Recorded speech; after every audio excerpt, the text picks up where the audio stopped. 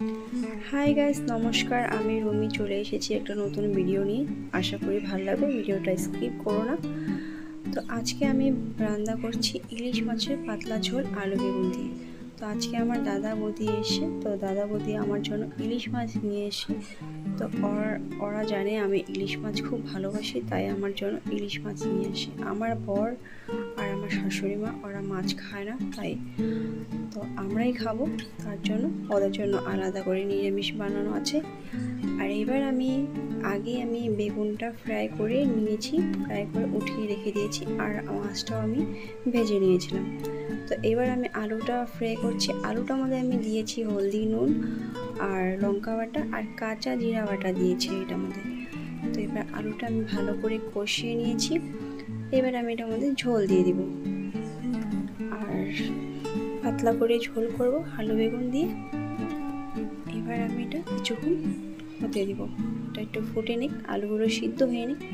তারপরে এটার মধ্যে আমি দিয়ে দিব বেগুনগুলো যদি আমি আগে দিয়ে দিই তাহলে বেগুনগুলো গলে যাবে। তো এবার দেখে নিন আলুগুলো সিদ্ধ হয়েছে কি না।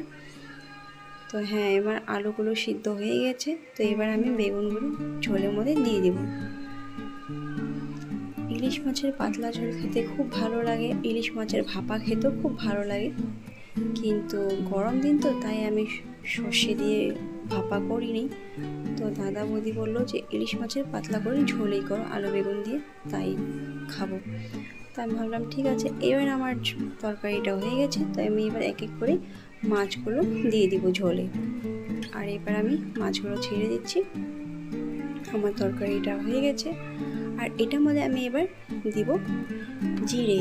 এই জিরেটা আমি ভেজে নিয়েছিলাম, বাস নামানোর আগ দিয়ে এই ভাজা জিরাটা দিয়ে বাস নামিয়ে খেয়ে দেখবে তোমরা। এটার মধ্যে কোনো মশলা কোনো কিছু না, শুধু লঙ্কা বাটা, হলদি, নুন আর কিচ্ছু লাগবে না এটার মধ্যে। আর একটু যদি কাঁচা জিরা বাটাও দাও ওটাতেও চলবে, আর ভাজা জিরা দিলেও ওটা চলবে। তো আমার তরকারি হয়ে গেছে। তো এখানে দুপুরের কিছু তরকারি আছে, ডাল আছে আর কি। যদি আমার এই রান্নার রেসিপিটা তোমাদের ভালো লেগে থাকে তো প্লিজ লাইক কমেন্ট শেয়ার করে দিও, আমার চ্যানেলটাকে সাবস্ক্রাইব করে দিও।